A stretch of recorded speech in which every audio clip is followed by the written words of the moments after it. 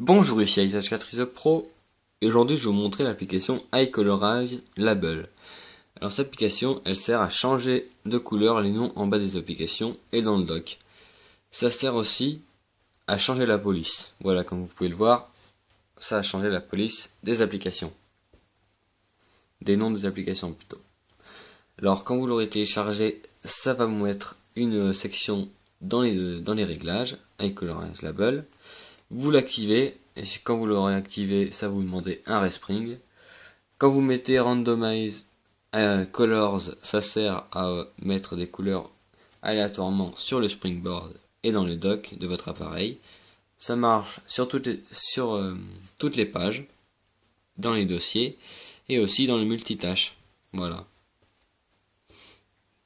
Ensuite, il y a la section Live Colors. Alors cette option-là, elle sert à changer les couleurs aléatoirement. Partout dans le springboard, mais pas dans le dock. Non, il y a plusieurs modes de live mode, voilà.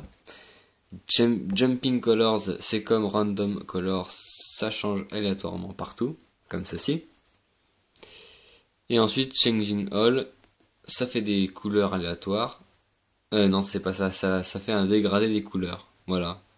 Là, ça passe au rouge, ensuite ça passe au jaune, etc., etc. Voilà, ensuite, on va décocher ça, et là on peut choisir la couleur du nom. Par exemple, vous pouvez choisir du rouge, et là on voit que les noms sont en rouge. C'est pareil pour le bleu, et ensuite on peut faire comme en peinture, on mélange les couleurs, ça donne une autre couleur. Là par exemple, on voit du bleu, ça change aussi dans le dock. Voilà. Alors, bon, on va laisser comme ça. Ensuite, vous pouvez choisir les couleurs aussi dans le dock, pareil. C'est exactement les mêmes couleurs.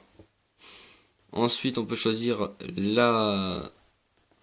on veut choisir la taille de la police. Là, on voit que c'est énorme.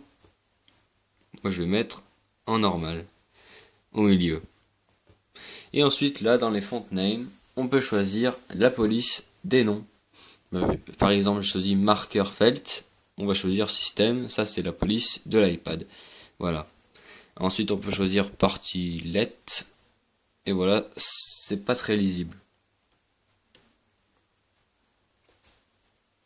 Comme ceci. Voilà.